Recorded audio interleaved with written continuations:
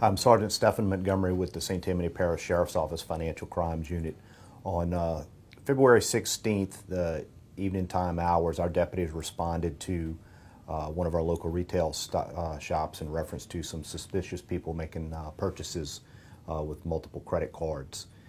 When the deputies responded out there, they found that these individuals had purchased about $1,000 worth of sporting goods merchandise, placed it in their car, went back into the store and bought another $700 or $800 worth of merchandise.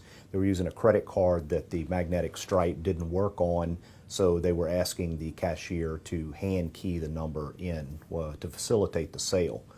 Our deputies responded out there, and while they were investigating the incident, they were able to locate two of the individuals. A nearby business owner came out, alerted them to the other two individuals that were still inside of their store, trying to do the same thing, and handed our deputies a handful of credit cards that had been discarded in the trash.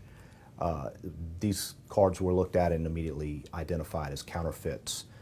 We were called out there to the scene to assist them, and ultimately located about 25 counterfeit credit cards. Upon further investigation, we found merchandise in their vehicle that had been purchased out of Mobile, Alabama. There were some attempts in the Slidell area before making it into Covington.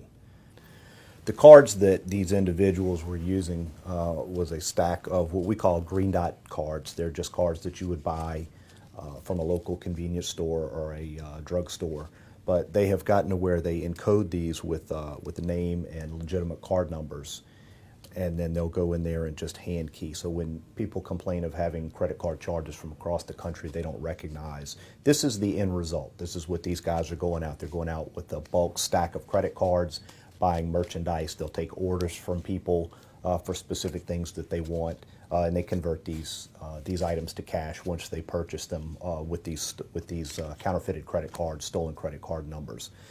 These are easy to identify, one, because green dot cards don't have a raised embossed number on them, and as well as all of these cards have the same name on them, and they're fairly poor quality. One of the things that's important to notice, since these cards were present, the merchants would not necessarily get a chargeback. The bank becomes the ultimate victim of this. So we work with both the retailers and the banks to identify these card rings, which are very common this day. These four individuals were from out of Florida. They came here specifically to do this crime. They were ultimately booked into St. Tammany Parish Jail for monetary instrument abuse. We now have the part of going back to the banks, identifying the card holders, and the amount of charges. Those additional charges are pending, and this will all be forwarded to court later down the road.